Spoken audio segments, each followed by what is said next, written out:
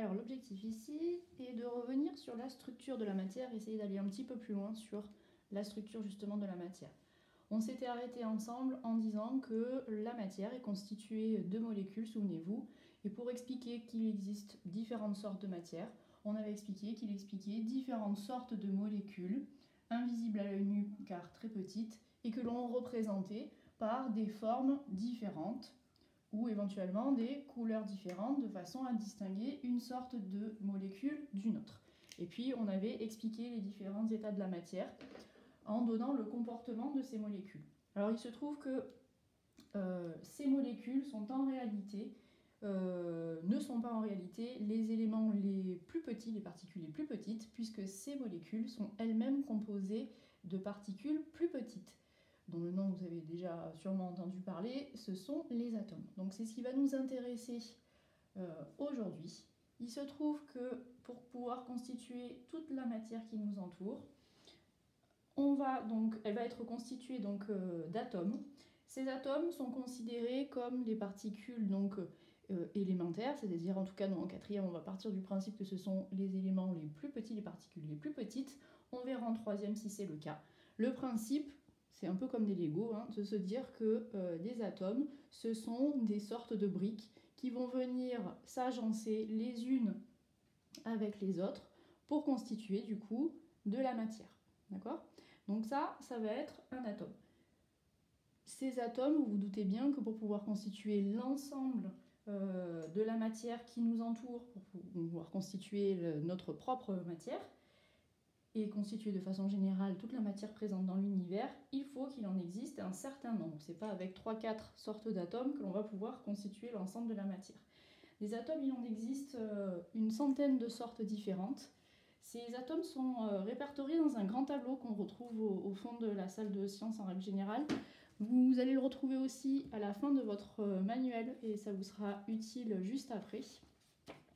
Donc en fait c'est sur l'avant-dernière page. Vous avez donc ce grand tableau, ce grand tableau qui a une forme un peu particulière, que l'on appelle tableau ou classification périodique des éléments. Alors on y reviendra l'année prochaine. En tout cas là pour la quatrième, ce qu'il faut bien comprendre c'est que ce tableau récapitule l'ensemble des sortes d'atomes qui sont répertoriés, qui existent. Chaque case va correspondre à une sorte d'atomes différentes. Et donc il en existe un peu plus d'une centaine. Alors ces atomes, puisqu'ils constituent les molécules, nécessairement ils sont invisibles à l'œil nu. Donc encore une fois, on ne va pas pouvoir directement les manipuler et encore moins donc les voir, hormis avec des microscopes très puissants tels que des microscopes à effet tunnel ou des microscopes à force atomique. Alors il va falloir trouver des moyens pour représenter ces différentes sortes d'atomes.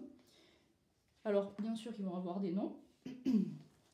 Ces noms, je reprends la classification périodique, est indiqué dans chacune des cases. Et on voit qu'au-dessus du nom, il y a soit une lettre majuscule, soit une lettre majuscule suivie d'une lettre minuscule. Ça va avoir son importance. Ça va nous permettre de compléter le tableau que vous avez sur la fiche du TP numéro 7. Donc si on prend un premier exemple, l'atome qui s'appelle l'atome d'oxygène, donc attention, j'ai bien dit atome d'oxygène et non pas le dioxygène comme on avait l'habitude d'utiliser jusqu'à maintenant, donc il va falloir faire attention. Et donc l'atome d'oxygène, il suffit de prendre sa classification périodique, de chercher un petit peu, et on va le retrouver dans cette case.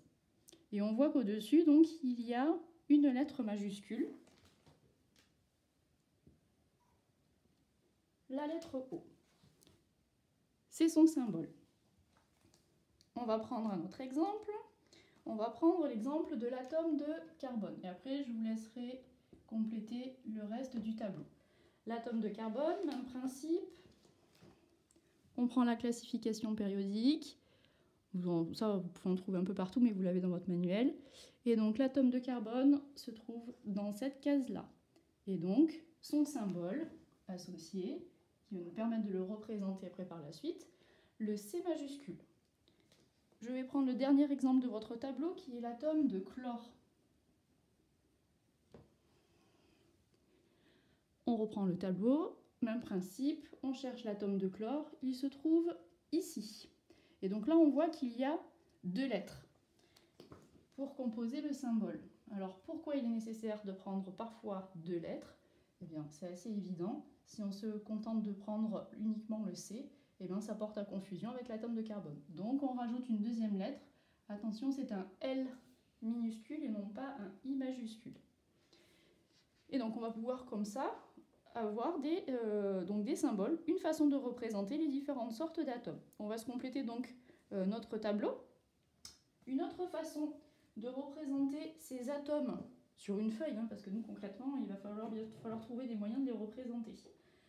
On dispose au collège, pour pouvoir manipuler entre guillemets, 2 boîtes comme ceci qui contiennent des sortes de petites boules. On part du principe qu'un atome a une forme en fait sphérique. Et donc, on a fabriqué des maquettes que l'on appelle des modèles atomiques. Voilà, donc qui vont avoir des formes sphériques comme ceci.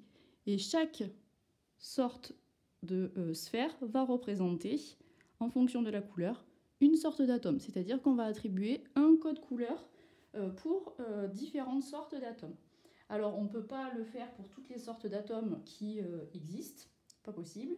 On va se limiter aux sortes d'atomes que nous allons être amenés à utiliser le plus souvent ensemble. En l'occurrence, l'atome d'oxygène, il est représenté par une sphère rouge. Donc ça va être la couleur qui va lui être associée. L'atome d'hydrogène va être représenté par une sphère blanche. L'atome de carbone, alors on va comprendre après pourquoi. Là dans ma maquette, il n'a pas une vraie forme sphérique, on imagine que c'est une sphère. En tout cas, la couleur qui lui est associée, c'est le noir. L'atome d'azote va être représenté par une sphère bleue. Et enfin, l'atome de chlore est représenté par une sphère verte. Alors, vous pouvez constater que là, sur donc, ce qu'on appelle les modèles atomiques, on a des tailles qui sont, des dimensions qui sont différentes, parce que chaque sorte d'atome va avoir une dimension, une taille donc, qui va lui être propre. Nous, on va simplifier les choses, on représentera ces sphères sur le papier par le dessin, par des sphères de diamètre identiques pour se simplifier les choses. Donc ça, c'était pour l'introduction aux atomes.